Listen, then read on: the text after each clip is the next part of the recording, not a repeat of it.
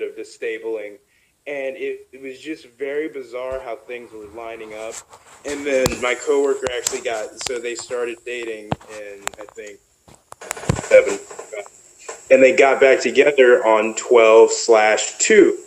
His incident was on 2/12, and it wasn't reported on until a week later.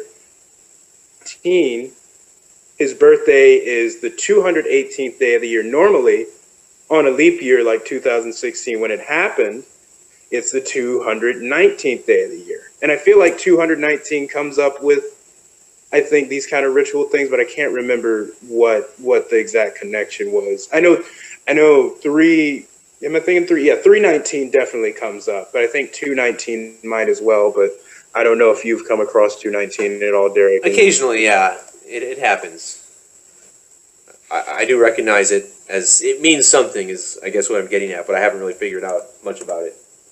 Yeah, it's just so weird how there's almost, it's where does the organic start and the intentional end? Like that's it. You start wondering that, and is it that maybe even just doing some of these more occult rituals, these more taboo things that people don't talk about, these weird experimentations, if using that aspect of it then makes the number stuff sync up in a way, like is there like another thing that sort of catalyzes this synchronicity? Is like, do these wars as blood sacrifices like catalyze these they plan later on? Or like there's so many, you could meditate on the infinite and just come up with infinite questions and infinite possibilities, but it becomes this thing, we got to do something about this if we really want to have a semblance to like truly get a better grasp on this stuff. Yeah, and I'd like to think that this type of knowledge will reach enough people that, you know, whatever the New World Order has planned, they won't have the number of minions to do it. You know, I think that's a big part of this, is just awakening the right people and making sure that there's enough voices within, you know, whether it's police or military, that understand the repercussions of what their actions could be. So it's tough, man. I mean, we're in a dangerous spot in time right now where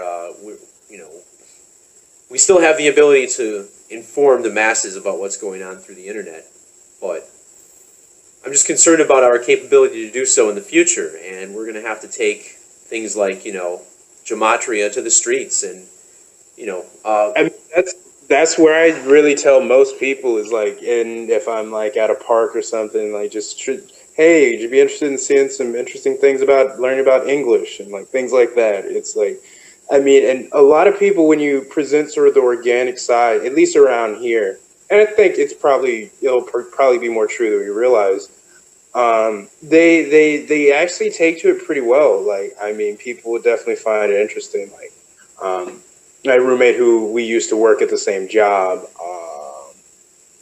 he thinks it's probably more confirmation bias, but he wants to be like sensitive in the sense that he feels as though there's a spiritual aspect I believe in, which I do, but I don't have this like emotional attachment to it. It's like, oh, you just have to see God and have a person. It's just like, no, I feel like I'm seeing it mostly through the left brain. It's just, I mean, this stuff keeps happening. It's clearly, there's something greater going on here. It's not that like, I want you to believe to save your soul necessarily. I mean, there is something to be taught about there's people needing to save their souls in a sense of like doing the right thing. But it's more like, I just want people to like take a look and you'll see. I mean, my roommate's name is Nathan, which is short for Nathaniel. He's born in like on Capricorn. And so like Saturn, Nathaniel means gift from God, or technically gift from Saturn. So it's like he was a gift from Saturn from his parents, or gift from time. Maybe that might be a little less nefarious sounding. Like, because Saturn definitely, yeah, when you hear Saturn in these parts, it does not ring like good things. But that's the thing. There seems to be duality here, and so I don't take, oh, someone's a Capricorn. They can't trust it. It's like that would be ludicrous. But it's interesting how you see these things come out, and and no, his middle name starts with L, so it's like Nathan L, because his full first name is Nathan. So not Nathaniel, but Nathan L. Well, his full name might be Nathaniel, right? Yeah, no, it's not. I asked him, like, Oh, is okay. it Nathan or Nathaniel? And he said Nathan. So that was interesting. All right, And Cliff. Well, hey, I'm going to look at wrapping up the stream here soon. I'm kind of getting late over there, I know. getting a little bit not too late, but we're a little over 2 hours, so it's kind of the goal for the stream for now, you know. No, one thing about the year of the cryptocurrency, Dan did a great job with this, and I really like Dan's latest video where he points out that I know I talk a lot about the organic side to this and how you see synchronicities, but there certainly are people using this knowledge against us, and it was really good. And I liked his Bitcoin video about Bitcoin getting hyped on the 88th anniversary of the stock market crash. And you talk about cryptocurrency. When you say crypto, it isn't what it appears to be. And Trump, I mean, when you sort of look in Trump's background, his father, part of a Jewish-only organization or Jewish-only fraternity, and he's not Jewish, but Trump has a Kabbalah teacher, and he's a crypto Jew. Oh, yeah. So it's like the year of the cryptocurrencies, the year of the crypto Jew on the 88th anniversary of the stock market crash, Trump 88, and it's like, wow, haha, I get it, funny. Yep. Yeah, I'm still trying to get a lot of people to see that, though. Like, the idea that some of these sexual harassment things are fake, people can't even seem to grasp it. It's so weird. But there's an agenda behind it, and it's not depopulation, but it's certainly trying to encourage people from producing less is where this is headed. Exactly. I mean, it's the gender war psy-op, feminism 88, Trump 88. We talked about that already. But they want to divide men and women. They're pushing that it's so tiring. Oh man. Yeah, I know. I have friends of mine, that have bought into this whole idea that there's no difference between gender, and it's just stop and listen to yourself right there.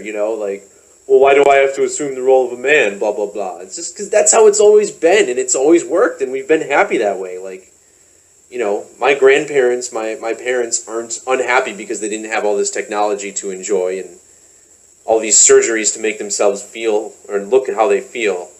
It's out of control where we're at. You got, I don't know. It's getting late. I'm going to say things that I probably shouldn't. So. Yeah, gotta know when to hold them and know when to fold them. Yeah, this is definitely a folding period. So I want to thank everyone for joining us this evening. Special thanks to Cliff for taking some time out of his evening and jumping aboard. And again, everybody check out his blog and bookmark that bad boy. Great things on there. So yeah, thanks to everyone. And I'll probably do another stream. I'll try for next weekend. I don't know how I'm going to schedule these things out. It's going to be a matter of the availability of other people and how much material I got to run through, and maybe just talk about some gematria next time. So, Cliff, any parting words? I mean, I guess I'll say the same thing as I said on the Militia Intelligence Report, but maybe lighten it up with some esoteric things. If war is hell and the government is waging constant war against you, then your life is hell. We, as the children of God, should seek to end the satanic system and start building God's kingdom.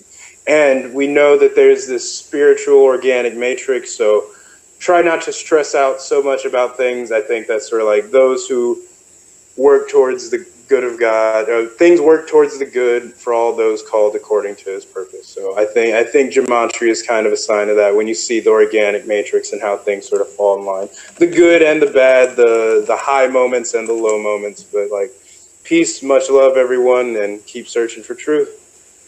Thanks, Cliff. Those are great words. It is our responsibility. And, the people who are turning away from the knowledge and ignoring it, or the ones who are absorbing it but not sharing it, that's kind of part of the problem that we're facing, and that's why we're in the mess we are. So what you said is spot on, man. It's our duty to try and end evil, and not enough people are taking that upon themselves. So, it starts with spreading awareness, and then figuring out who exactly the culprits are and where to go from there. So, once again, thanks everyone.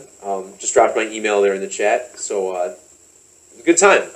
Everyone have a great night, and we'll talk to you next time.